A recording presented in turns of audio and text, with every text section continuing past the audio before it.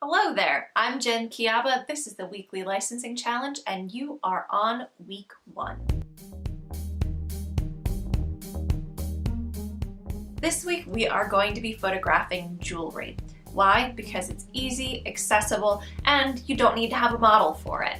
I want you to think about jewelry that you might have lying around your house or something that you can find at a vintage market.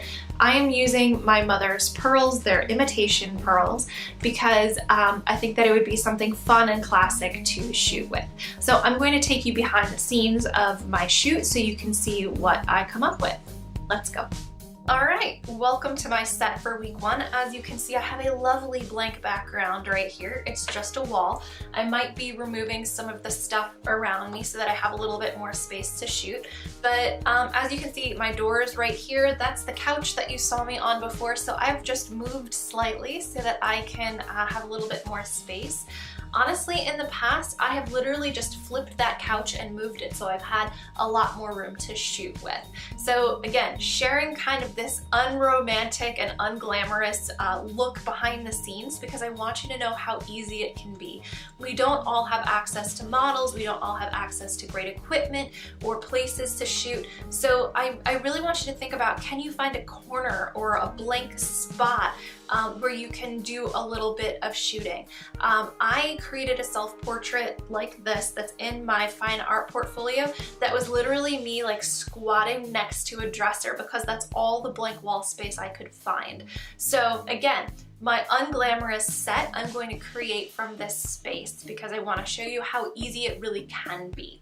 Now, I have a very cheap remote that I got off of Amazon for less than $20. I will put a link to where you can find this in the comments of the video if you're interested. And all this does is allows me to be in front of the camera while shooting. Now, if you don't have the funds for a remote or your camera does not allow for you to have this kind of wireless remote, that's okay.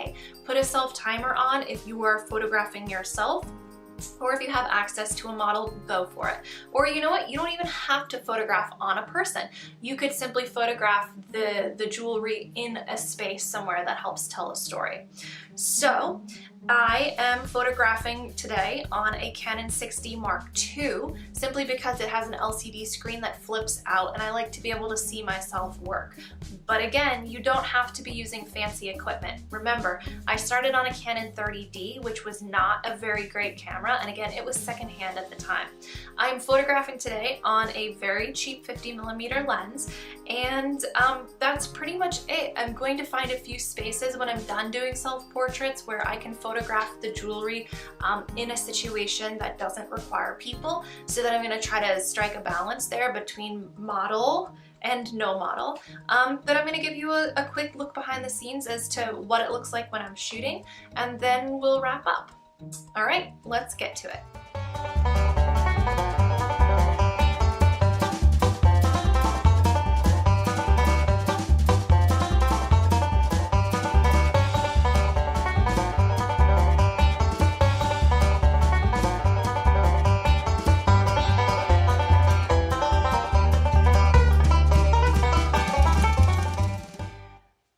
So that takes you behind the scenes of my full shoot.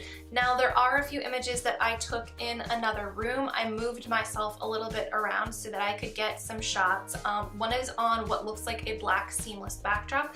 That's really just a printer and then a dresser that it happens to be up against, but you could use a piece of poster board to create a seamless backdrop.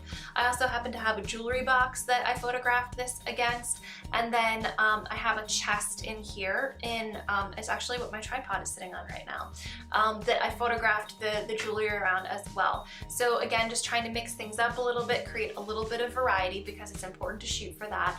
And you know, we're gonna submit this to my agency and see what happens. Okay, so here we are in Lightroom. I'm using Lightroom Classic because I'm not really good with the new Lightroom for Creative Cloud.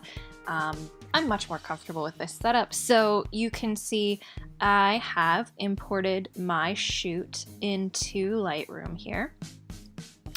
And these are just a few setups that I took I don't know if any of these turned out great, but what I'm going to do is I'm going to go through and cull some of these, then I'll do some final edits, and I will submit them to my agency.